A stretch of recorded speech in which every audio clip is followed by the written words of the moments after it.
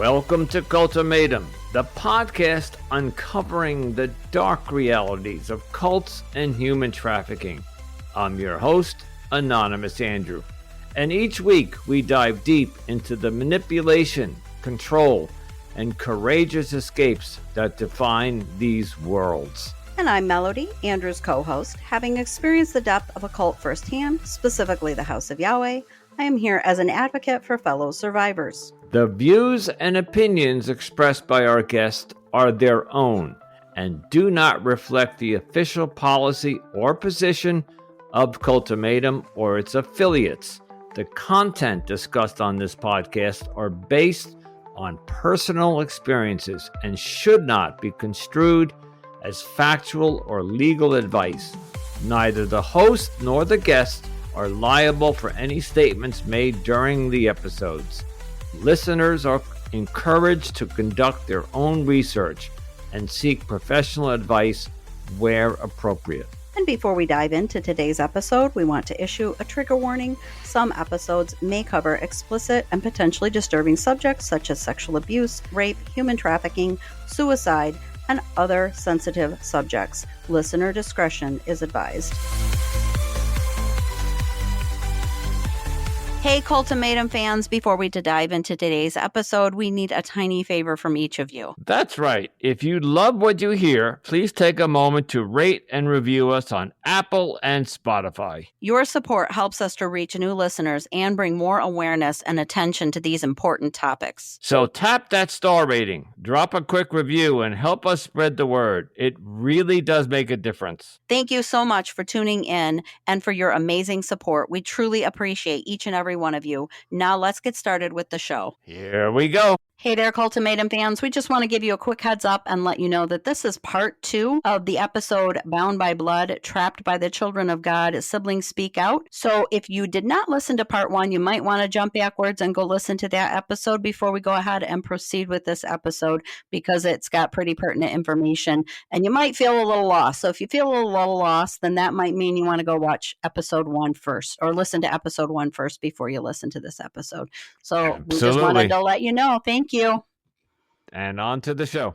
The panel knows, but your other brother, Eduardo, has joined us. Welcome, Eduardo. Thank you. And before, actually, Michelle has to leave real quick, too. So, Michelle, if you want to address that same question quickly before you have to leave, go ahead and feel free to do that. So I've been in therapy for years, and I've been able to work out a lot of the issues that I had, and not personality problems, was just getting over the trauma of my upbringing. And today I have a successful business. I'm very happy in my love life. I'm married. I live in a wonderful home. And to learn through therapy that I am my safe haven. I can't rely on other people to be. So I think that experience only made us stronger and just formed who we are today. Well, thank you so much for coming on the show. We appreciate you. Okay, so Eduardo has joined us. So how would you like to handle? Are there questions in here that were addressed to him? There are questions still that were addressed to him. I would say let's jump ahead maybe to like question number. Let's find where number 24. I'll start with 20. Oh, that where we were. That's right where we were. All right. So while you look at the list, let me talk to Eduardo a second. Eduardo, again, welcome. So we've gone around the panel and talked to your siblings about different aspects of what they remember about growing up in this cult. What do you remember? You are, if I'm not mistaken, the second to the last in the chronological order? Third. Okay. My notes are wrong. Okay. What age were you when you left, and what do you remember from being with your family in this cult? Eduardo, unmute your microphone, baby. Oh, yeah, he's muted. Okay. But he sent us a message saying that it was taking a second to connect. So now I'm I got a message from Riverside saying that he disconnected. Maybe text him and tell him to exit and come back in again. Go, Celeste. Yeah, as soon as he was in, and then I got a message saying that he disconnected.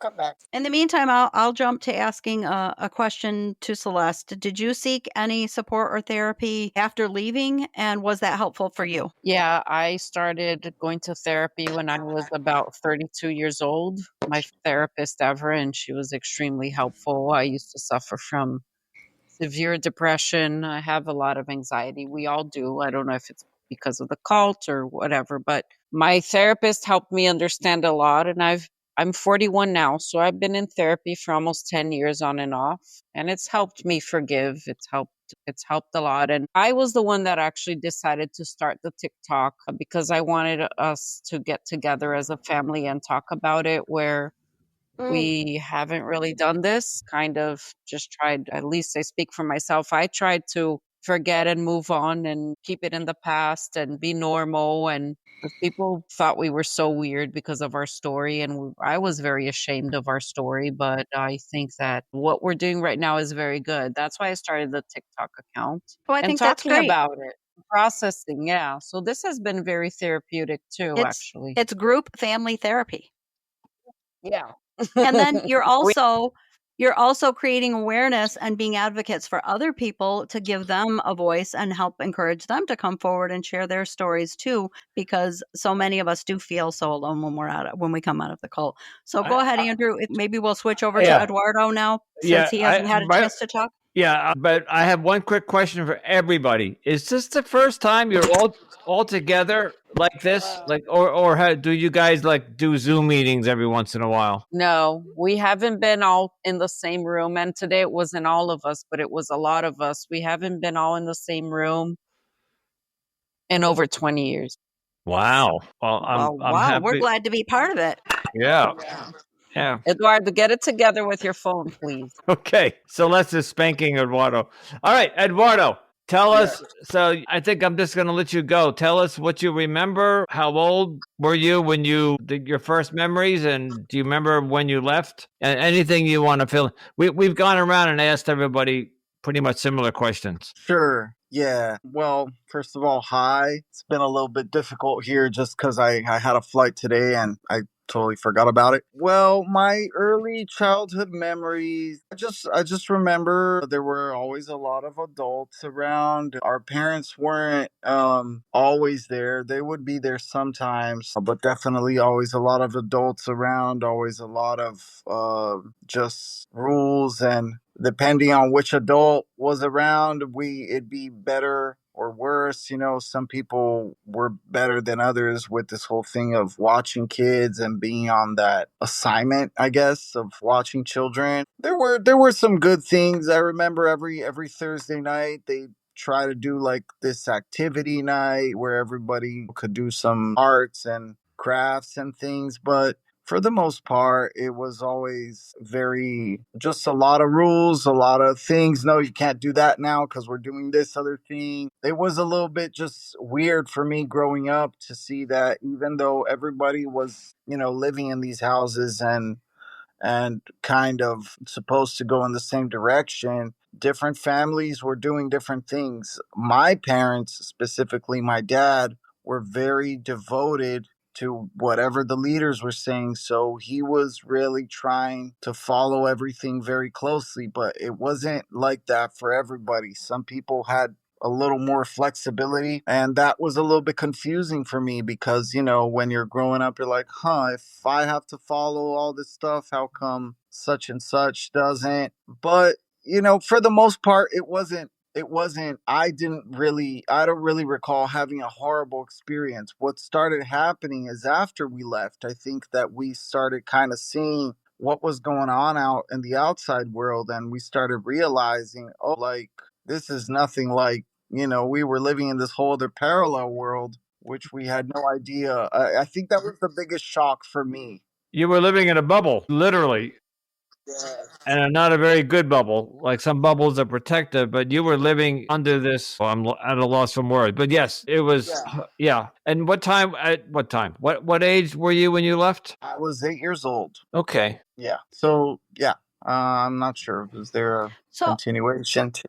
I'm gonna ask a question to both Eduardo and Celeste. Was there any specific moment after you left when you felt safe from the cult's influence, and or did you ever feel unsafe inside the group or the cult? We'll start with Celeste. So the question is if we felt safe after we left. Not really, because after we left, we were on our own, and my parents didn't have real life skills to work and make money and survive in society because their whole their whole time they were part of the cult and they didn't have to have a regular job. So when we left, we were homeless. We didn't have a place to live.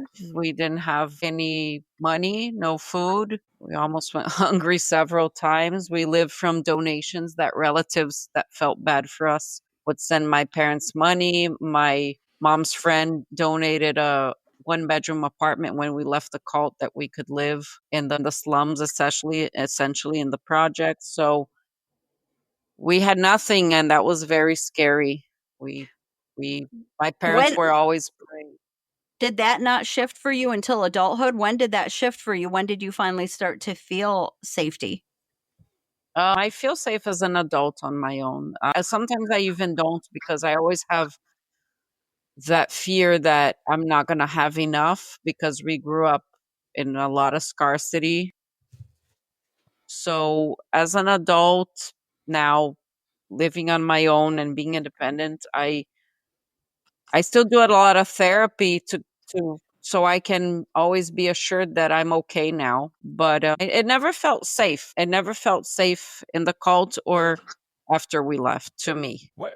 Oh, and I'll let Eduardo answer that, but I have a follow up question to that. Right. In terms of safety now, yeah, kind of piggybacking on what my sister said, in the cult, I don't know if it's, just due to ignorance. It felt like, that's kind of all we knew at the time, so we didn't really, they seemed, I mean, there were a lot of things that were said and done to make it seem like they were acting on our best interests, like they would say things like, careful of your uncles and aunts, they might try to take you away or something. So in there, I mean, I didn't get, I got abused more physically, I guess, but that was even more after, I guess, with all the spankings and stuff. But I didn't feel endangered just because I didn't know anything else. Now, when we left, I definitely didn't feel safe. There was the material scarcity part that she mentioned. Also, I felt like when we left, my dad had such a denial, such a problem with not being there anymore, and so he kind of blamed us for that. So that's when things started getting really weird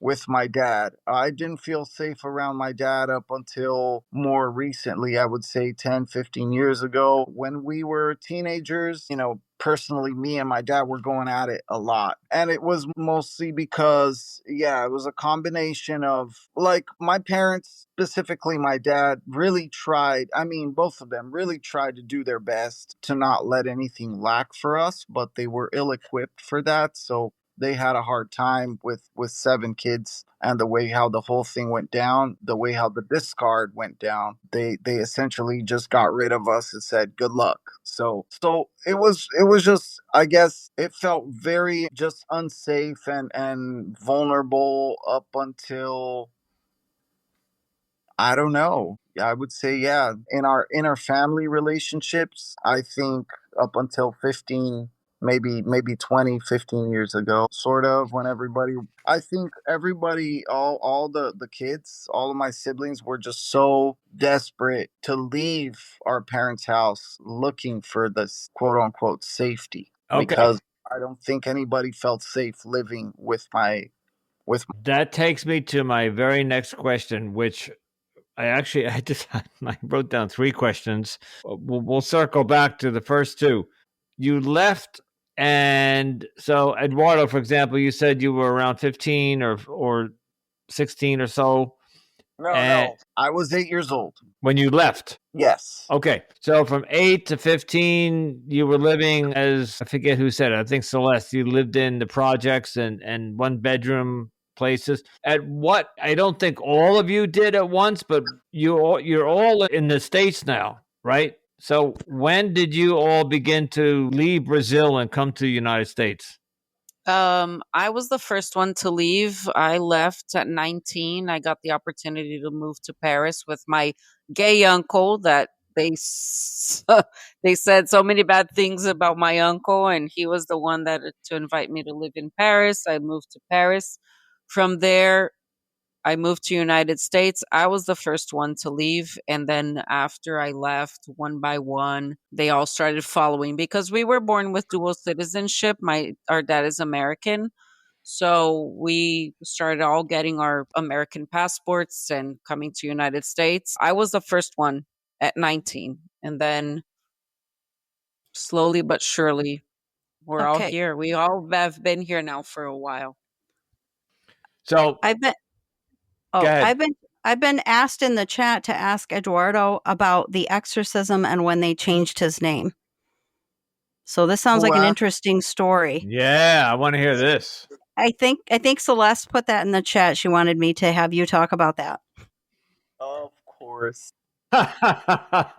Well, so what Natasha's cracking up. what really happened, I was a really happy kid. I was always laughing a lot. I had a lot of there was just a lot of laughter going on with me. But they kind of decided that that was some kind of demon possession. So they all got together one day and they decided that they were gonna pray for me in a circle, and they were gonna change my name because things were getting kind of out of hand. So they did that. They did it, and it was whatever. I gotta say, Natasha is rolling on the floor laughing. Yeah. Okay, I'm trying to understand why this is because you were a happy kid because you laughed too much? He was not happy. He was not happy.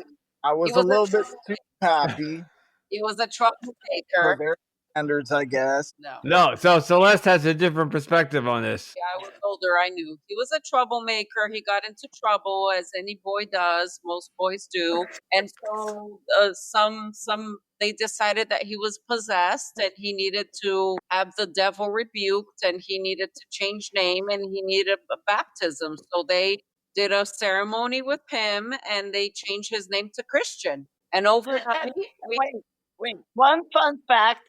I just found out like 2 years ago, my brother's name doesn't have Christian at all because I thought Christian was his middle name. And I just found out. So what was your name before Eduardo? it was Eduardo. His name is Eduardo. But then they changed his name to Christian. So for a few years, we had to call him Christian overnight. And they thought with the new name, he would be better behaved. That did not work. And then when we left the cult, his name went back to Eduardo. Oh, good. Okay. So when you say he acted out like a normal adolescent would, Well, this 8-year-old. This was early childhood, so I guess this happened when I was 5, 6. But that's normal. Yeah. Was it? Okay. All right. So it was a normal 8-year-old doing what 8-year-olds do, but the cult saw that as demonic. Yes. Okay. Well, I think the cult kind of, they treated different people in different ways. And I guess, it just kind of had to do with the kind of dynamic that they had with my parents, because they knew my parents would just be okay with whatever. So there were some people in there that didn't accept people who had a bit of a better idea of what they wanted to do with their children and how they wanted their children to be treated. My parents were not like that. For them, it was just, anything goes. So whatever they say, it's whatever. There was a different time when we were moving houses and they punished me. So they said, so all my siblings and my parents went to the new house, but they said, no, you're not acting good. So you're going to stay in this old house for, I don't know, 2 more nights or whatever. And so, they could do whatever, but I don't think that. Was that the punishment house that you guys were referring to earlier? Like the house that you go to get straightened out? No, we were moving houses. Okay. So they kept me at the old house. They didn't let me join my family in the new house. They just kept me house. Okay. There were people there. They didn't just leave me there by myself, but it was kind of interesting how my parents would really just accept anything that they said. Okay. I mean, we're taking this really lightheartedly, but that may be because there's been a lot of healing maybe that's happened. And sometimes we use humor as a coping mechanism, right? But what I really do want to know, Eduardo, was this exorcism, was it actually traumatic for you? Was that a traumatic experience for you as a 5 or 6-year-old, however old you were at that time? No, to be honest with you, it was kind of weird that I didn't like the new name. I really didn't like the new name. It was just kind of weird for me that I felt kind of special for once, like I was the fifth one in my family. I was Yeah. often overlooked. So I was like, oh, You're getting all this attention. Yeah, you were getting a lot of attention. Okay, that is a somebody's little paying funny. attention to me. So there was that. No, it wasn't. They didn't do it in a traumatic way. It was kind of weird, though. Now Okay. thinking of So it's not like what you see in the movies where you're tied to the bed yeah, and the priest comes in and starts throwing holy water on you and the bed starts rising. No, it's none of that, right? they just It was. they No, just they spoke in tongues. They spoke in tongues Okay. every time. So I can only imagine my poor brother there in the middle with all the people around him. The barashando. That's how they spoke. So he can't say it wasn't scary. I just think he's moved on because there's no way that wasn't scary. No way. Yeah. Well, he might have, as children, we block some of the stuff that we don't want to remember. So it's possible. And you just brought up one of my questions that I never circled back to was what language is your first language? Is it Portuguese or English? Or did you learn both growing up? Both growing up, the primary language in the cult was English. So even though they had members in the whole world and everyone that was a cult member, the language we shared was English. So even though we grew up in Brazil, we spoke primarily English in the homes we lived. And so are you all fluent in Portuguese? Yeah, because also we grew up in Brazil, so we had Portuguese. We spoke Portuguese, and once we left the cult, it was 100% Portuguese. Only in the cult that it was half and half, I would Right. say. And our dad was happened to be American, so Right. we spoke English in the house with him even after we left the cult. And Celeste, when you moved to Paris, did you speak French? Did you learn to speak French? I speak French, but I forgot. You forgot. Okay. I can attest to that because I was in Colombia, Ecuador, and Panama when I was 15 as a student exchange. I lived there for a year, and when I came home, I spoke fluent Spanish. And now at my age, it's completely gone. Although I'm relearning it now, but so if you don't use it, you lose it, right? It's in there somewhere, but Right. Okay, Melody, do you have anything? I have some more questions, but I want circle back to you. I think I can't. I mean, I have the script, but I'm looking and I'm skipping a lot of these because I think a lot of them we covered or don't need to be covered. So I guess I would ask Natasha, is there anything else that you want to add to the story before we start wrapping up? Is there anything else you want to say? Well, the story doesn't end when we left the cult. The story, the abuse through my father, and my father was still very involved with the homes, and he used to take us there a lot. They kicked him out, but we were still very much part of it, and he resented us very much. So he would go to work, spend a long time in the cult, and come back home at 11 o'clock at night full of hate to give. I don't know why I said that. No, I don't have anything else to add So- except that me and my siblings are, So you guys left the cult, but your dad didn't? yeah, it No. was like we left the 15 years now. but my dad still continued. He couldn't come Pull to it- terms with he- the fact that because my dad, when we lived in the cult, he was in a leadership role. So when we were asked to leave, he was asked to leave, and my mom decided if he leaves, we all leave. So they said, "Okay, you guys have 24 hours to leave, and you're on your own." And we had zero. We have no money at all. So the only thing of value my parents had was a VCR player, and my mom sold the VCR player, and with that money, she bought 9 bus tickets for us to cross the country and go to my grandma. My grandma opened her little house for us. We were homeless overnight, literally. So adapting to real life was the real challenge. I think growing up in the cult wasn't that as hard as leaving. Leaving was the True. Are your parents still together? yes. I don't know how, but they are. Really? So they're living together in Fort Lauderdale. They're married. They've been married 45 years. They're very supportive of each other, although my mom is a complete opposite of my dad. Somehow yeah. Well, So- I think that's nice to hear. I have a little bit of an interesting question because in my cult, there were people that left and people that were in higher positions that left. And then for lack of a better way to describe it, they would run their families like their own individual little cults. Is that kind of what you Yeah, maybe experienced with your dad? He was still in yeah, that cult leader yeah, mode. Okay, I know exactly what you're talking about then, because I've not in my particular situation, but I have know people that left my cult that ended up in similar situations. Okay, that's understandable. And yeah, I think some of that is because the brainwashing is so deep that they don't know how to get out of that thought process, and they actually like a little bit of that power that comes with being in an authoritative position within the yeah, group. So that's yeah. interesting. We left the cult in 1992, and it was only a few years back that my dad started giving his 10% income, because, yeah, donating his 10% of his income to the cult. He Wow. continued doing that way after we left. He would make us read the Bible for several hours. He would discipline us. If he caught us watching TV, he would beat us up and send us to our room. Like, it was leaving was the hardest part, It's like you really. never left. Yeah. I think that my dad had a really difficult time because after we left, he felt like he was gonna run his own cult.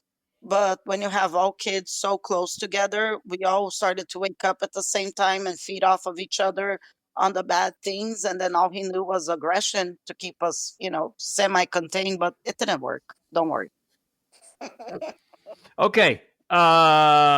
So Celeste, you came to America first. Who came next? Came first, and then Gabriel and Michelle came next, and then my mom, and then my dad, and then Natasha, Angelina, and then Andrew, Eduardo and and then Eduardo. Andre. Yeah, but yeah, Would you say all within a 5-year period, 10-year period? all within a 5-year period, I think. So Celeste, when you came to America, did you reach out to them and said, "Hey guys, it's so much better up here. You can get jobs, you can live your life." Did you encourage them to come, or they made the decision on their own? Oh, you Uh, did. my oldest sister Michelle and I were very close, and Michelle saw me leaving, and I think then she started wanting to leave, so she left, and then Gabriel, and then we all started kind of, I think because some left, the other ones watched it happen and were like, okay, she did it, I'll do it too. And since we already had the hardest part, which is the citizenship and knowing the language, and in Brazil, I think we all wanted a new chapter for our lives. In Brazil, it was very hard, and for me, I wanted to get away from all of that, and I wanted to write my own story. So I always wanted to leave, and so yeah. Eduardo, you're in Hawaii, correct? What brought you to Hawaii? Oh, I'm here just doing some music work. I live in the Bay Area in California. I live in Uh, Oakland.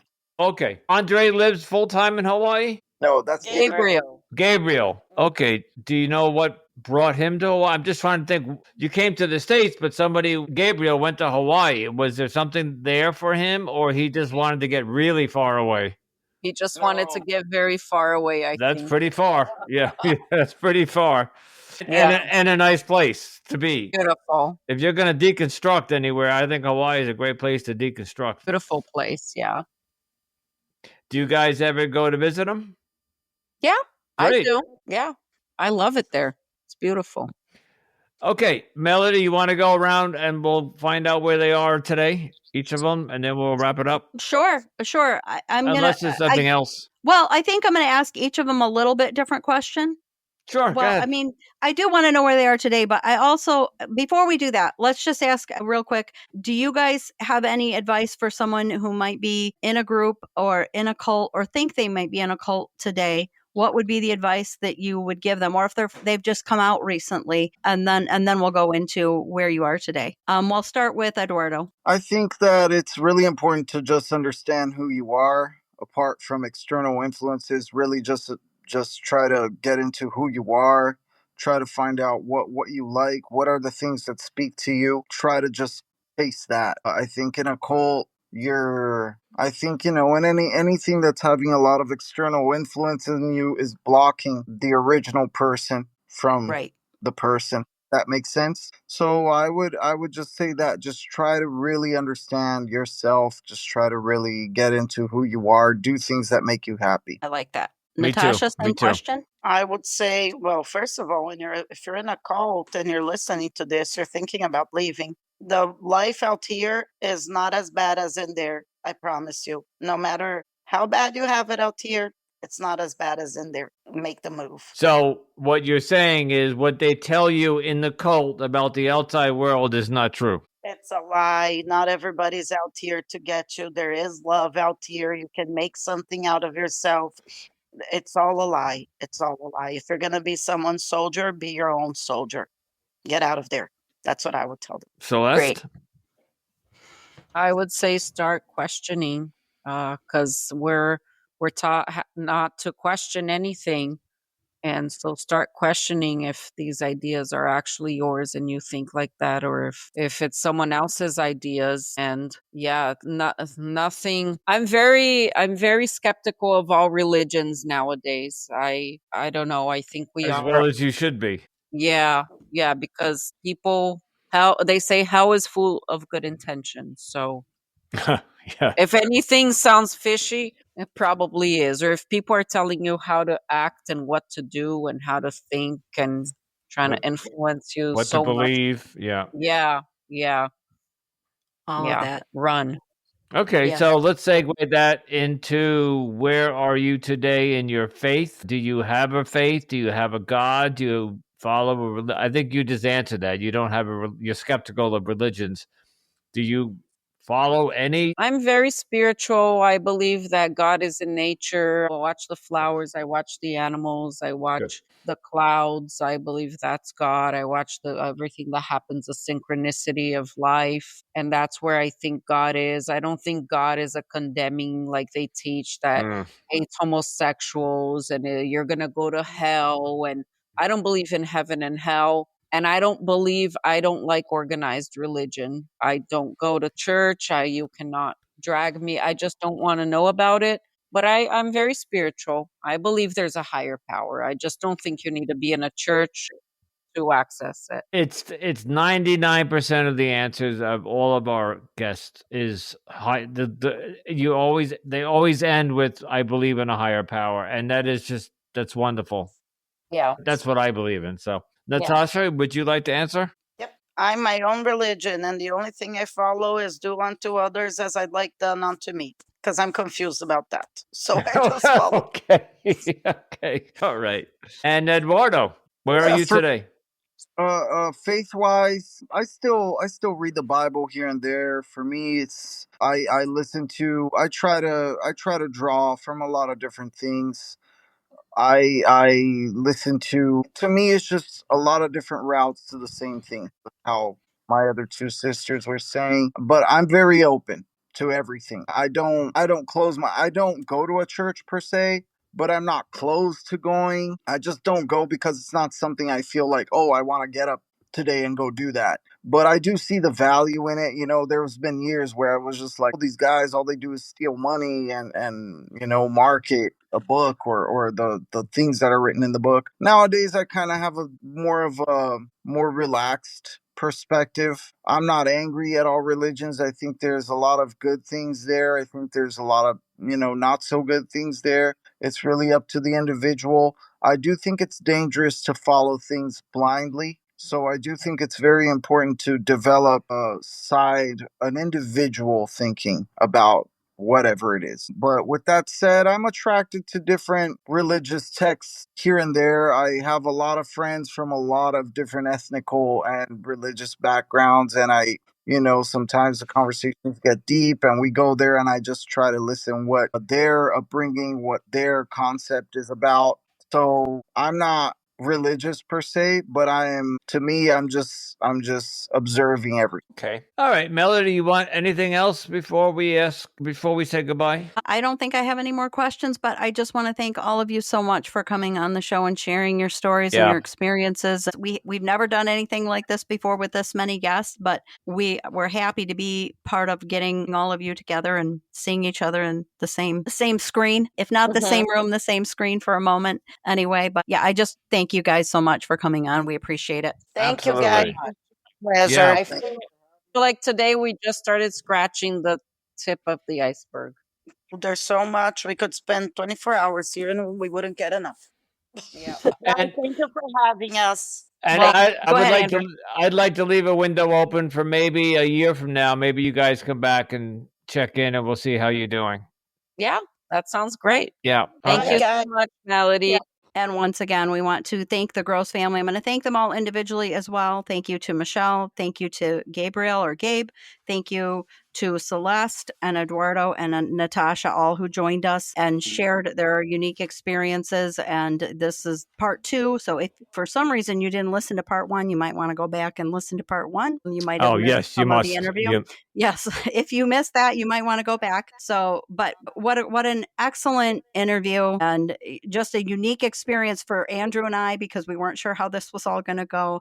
But I'm sure if it doesn't sound super chaotic, we're going to give Andrew a lot of credit for that, because I'm sure part of it is his editing. But actually, it did work really well, and everybody was very respectful of letting each other talk. It went well. Yeah, at one point we had, I think, 6 or 7, maybe. I lost count, but originally there were going to be 6 siblings and you and I, and one sibling could not make it, but one filled in for the one who couldn't make it, and then one came later in the interview. So yeah, I have some editing that. Well, I guess by this time you've heard the editing. Yes. So I'll try to make it as smooth. I'm talking after the fact that what you just heard was the best that I could do. Yes, exactly.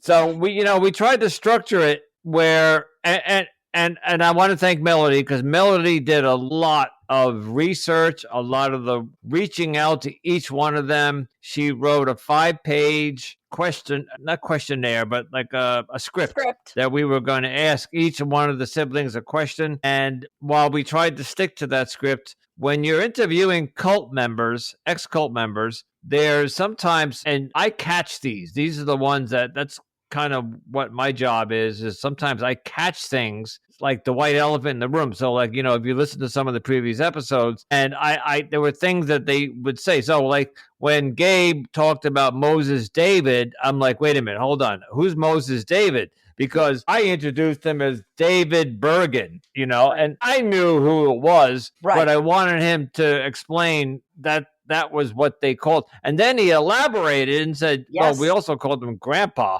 Yes. Where did that come from, Oh, yes. So, yeah, and I will say that, Andrew, it went quite well. I think that the way that it turned out, I was happy and pleased with the way it turned out. But I knew you weren't going to stay on script, and I said that before we started. Yeah. And I was okay with that. I said, just so you know, Andrew will go rogue. This is just a loose idea here. The script was not meant to be followed to the T. Well, no, but the script gave us a map, a guideline of where to go. But I when I looked at it, I said, "There's no history to the group." So that's when So people listening to part 1, you see where I jump in and go, "Listen, you got to give us a little background." What I found the most disturbing, and we didn't focus on it too much, and that was in respect to the siblings, was that this cult preaches sexual abuse to children. It's part of their doctrine is to have sex with children. Yes. And I read part of the Wikipedia where they were brought up on charges in Britain. Yes. But they didn't get into that, and I didn't push it. Right. But the Children of God cult preys on children sexually, and I thought that was important. That they weren't part of a lot of that. I think each group kind of did their own thing, and they kind of explained that they in particular their group or where they lived weren't totally focused on that, or they did not for the most part experience that. But what I will say is, if you go watch any of the documentaries on them, the sexual abuse was actually part of a ritualistic part of that birth teachings. That the children would dance and perform. Young children would dance and perform in the evenings as part of a ritualistic cult-like behavior that was part of the teaching. And he had a whole book on how he expected his followers to follow some of this stuff. So, I thought that was important. Yeah, and I thought that was important, that even though it may not have been it wasn't an important, not important, it wasn't a big part of their story, was our podcast is telling stories of ex-cult members who come on, but it's also exposing these cults for what they are. Yes. And if this cult their doctrine is to sexually abuse, and they have a book about how to do it, I think it's our responsibility to tell the audience this cult that's still around is still doing this. And again, and I'm not going to get into it, how and why are they allowed to continue doing that? So I'm not going to say anymore. Right. But Well, I it know that disgusts me. there were charges. He was always running from the law. And I will say, my Right. understanding is, and I may be wrong on this, but my understanding is it's mostly an online cult now. That is my understanding. So, and I don't know if their doctrine has changed, but I would guess in order to still be around, their doctrine has hopefully had to change. Okay. Just for the sake of law enforcement. But I don't know that. But you're right, Andrew. I- I mean, and we're doing that now, right? In the outro, we're explaining that, we're exposing what this cult did, how it just, I mean, because I'm sure that this family that we just spoke to, the Gross family, is not the only family who was affected by this. And I know there are probably people who were in the inner circle that suffered terrible abuse in this cult. And maybe Yes. this episode will have some other children of God ex-cult members come forward Maybe. that maybe were caught up in their doctrine, which would be unfortunate, but I'd like to hear. I don't Right. want to hear it, but I want to expose it. Yes. Is more what I'm Yes. saying. Yes, and there are a couple documentaries out there on the children of God if anybody is interested. I know there is one available for purchase on YouTube, and then there is an older one. That one was made in like 2007, I believe, and then there's another one that was made in the 1990s, and I think that one is available on like a free one of the free apps like Tubi, or I think it's Tubi. So those are available for anybody who might want to go out and watch that. But thank you again so much to the Gross family for coming on and as a group and sharing their experience and having a little reunion that Andrew and I got to be part of.